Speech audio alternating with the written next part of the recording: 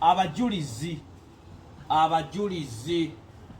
versus politics, ebyobufuzi and government.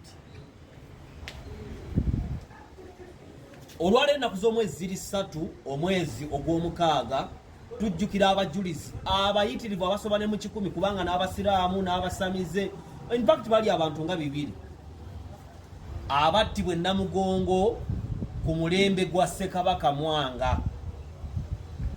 Ekisooka, abantu abagamba nti gavumenti etta abantu era esiba abantu, ekyokulabirako ekisooka nti abajulizi ogaana obugaanyi okugondera kabaka byayagala battibwa. Kati gwe omuvubuka ali eyo ng'olowooza nti gavumenti oba ebyobufuzi byakusaagirwako, nkusaasidde. What is a government? First of all, what is politics? Politics is a struggle, a strategy for power,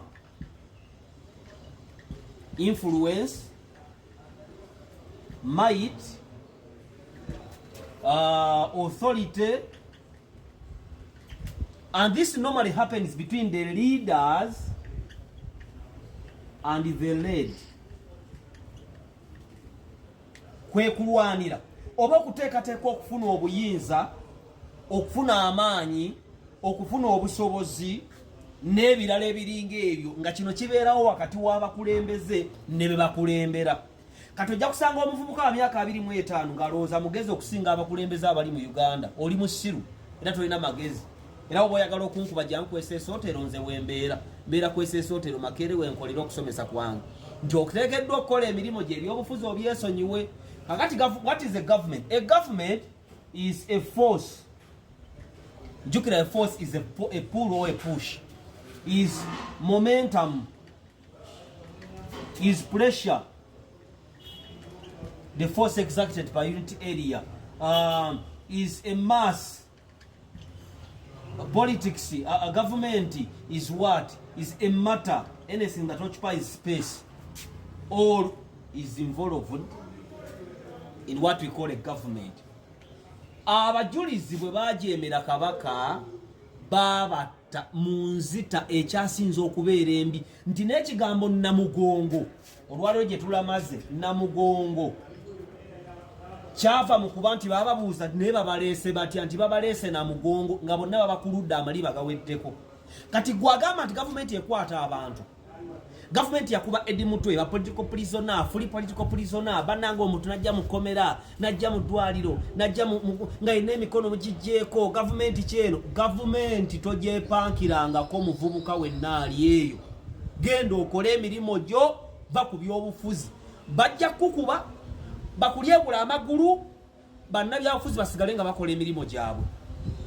Era mu abavubuka abagamba nti unemployment nyingi, unemployment weeri, wabula president waffe yassaawo embeera buli muntu abeerawo ng'alya n'anywa. Kyokola nti abavubuka balireza okugenda okunoonya emirimu ne beetaba mu byobufuzi ebitaliimu makulu. Abajulizi eyabatta yali gavumenti ya Buganda, yaliko efukulembera ebiseera ki, era tewali yaginenya. Gwe bagambye olwaleero waliyo ekiwandiiko kyonna ekyali kifulumye ku famire z'abo abaafiirwa ba Kizito Omuto ne baani ng'avuuna na gavumenti ya Buganda. Kati gwe lwaki Museveni omufiirako? Ba Edi Mutwe oba bayingira ebyobufuzi be bamanyi. Ebyobufuzi tobiyingira ng'osuubira nti gwe buli omu agenda. Ebyobufuzi birimu okufa, ebyobufuzi birimu okuwaayiriza, ebyobufuzi birimu okulimba, ebyobufuzi tebirina mirembe, ebyobufuzi tewali alwanirira munnaku, buli omu alina okwerwanirira. Kubanga ne bano abajulizi ba Kizito Omuto balina famire zaabwe, ba Kiriggwajjo balina famire zaabwe, ba Jiridde Okero balina famire zaabwe. Bwe bajeemera gavumenti yabatta ng'ebookya, ng'ebatemako emikono, ng'ebasalako emimwa. N'olwaleero mugamba mbuga oli yeerangiridde ku. Kati abavubuka abato ki ekibagamba? Muze ndi we are rebels. If you become a rebel, the government handles you as a rebel. That's why bana abajulizi kasita bagamba nti ffe tujeemye. Hannington ne bamutta nga muzungu. In fact, imagine Hannington yali muzungu, bamutta n'abantu be yali nabo nga 100.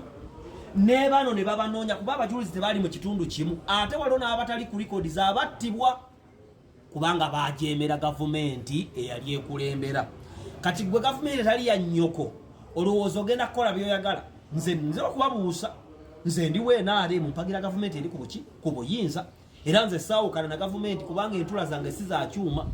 So Wumukat School of Journalism and Mass Communication genda osoma amawulire kuba gye twasomera bino byonna byolaba njogera. Wumukat yanjigiriza okubisengeka esangibwa Nakulabe Bukesa ffenna gye twasomera.